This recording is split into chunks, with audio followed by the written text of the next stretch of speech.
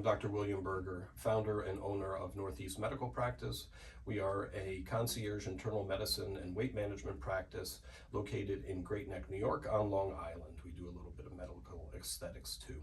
So today, wanted to share the story that our wonderful patient is willing to talk a little bit about with you in terms of her weight management journey with our practice.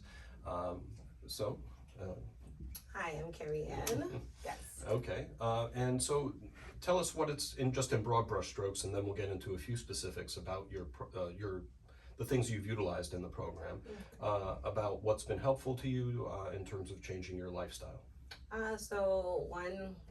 This facility has been great in encouraging me to make lifestyle changes, which has really helped. I think it does start with the mindset and knowing that you can do it and having people that's there to support you through it. And so that has been great. In terms of my lifestyle changes, I have been walking more, just been monitoring what I'm eating, and just being mindful of everything. Irina has also mentioned many times about the amount of time that I'm sleeping, that, all these things really impact the progress that can be made. So, Right. So all of those pillars of lifestyle, as we call them, not just diet, nutrition, physical activity, and exercise, but the importance of sleep and how disruption of sleep makes weight gain and or weight loss can be difficult.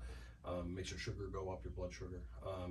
Stress does the same thing, and so on. Yeah, you broke that down for me as well, too. Yes. And so you are using a little bit of medicine as an extra tool. Now, medicine is an adjunct. It's another tool in the toolbox, just like all the lifestyle pillars are.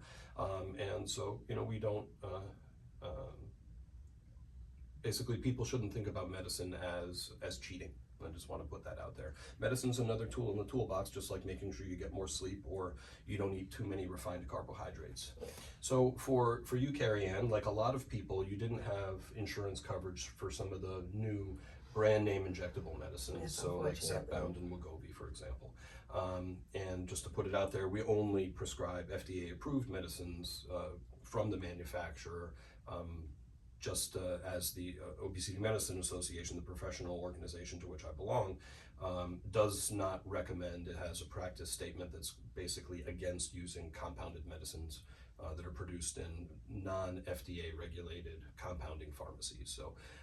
So for Carrie Ann, we weren't going to recommend that, and unfortunately Zepbound, Wegovy, and so forth we're not covered by her insurance, like happens for a lot of people. They are expensive medications, and the insurance companies, they would rather not pay for them if they don't have to.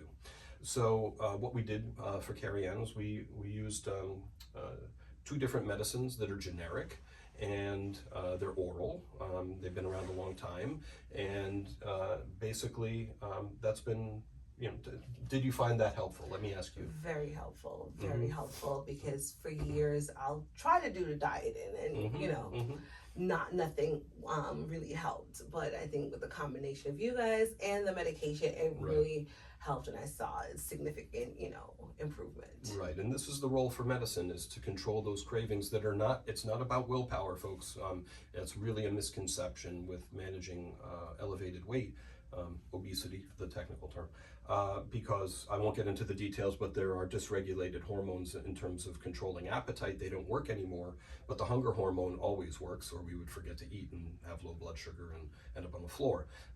So when you lose weight, the hunger hormone goes up. We have at least 3 satiety, I'm full hormones that don't work anymore.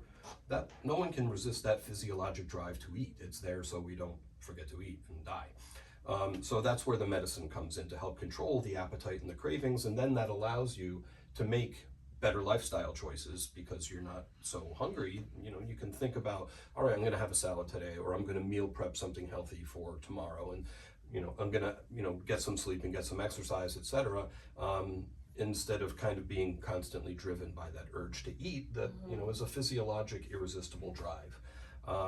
So just bear that in mind. It's not a matter of willpower, and we frankly need to stop being biased against folks who have this problem. It's a chronic disease, just like high blood pressure, and we have to treat it as such.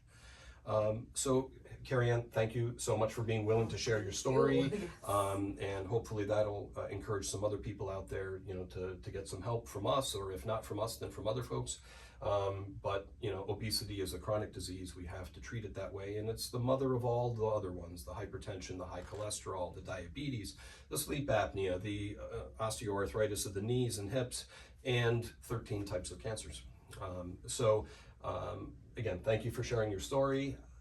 For everybody out there, all of the things we talk about here today, or on all our other videos too, are for educational purposes only.